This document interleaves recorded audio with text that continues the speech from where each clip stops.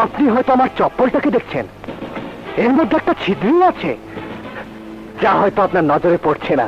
তাছাড়া চলতে চলতে ক্লান্ত হয়ে গেছে। রাজু, সাগরিকা বলেছিল আমি যেন পরিষ্কার কাপড় পরে দাড়ি শেভ করে মুখে তালা দিয়ে ভদ্রভাবে আপনার সামনে আসি। বলেছিল আপনি আমাকে কি না কি ভাববেন। এই, কি ভাববেন আপনি আমাকে? আমি যা আছি আমি তো তাই।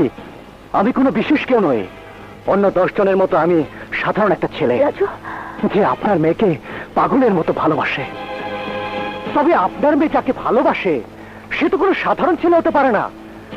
কিচ্ছু নেই আমার কাছে, টাকা পয়সা ধন দৌলত বংশমর্যাদা কিচ্ছু নেই, কিচ্ছু নেই। শুধু একটা জিনিস আছে, যেটা এখন আছে আপনার কাছে, যা এখন আমি চাইতে এসেছি। আর যদি আমি না দেই তো ছিনিয়ে নিয়ে যাব।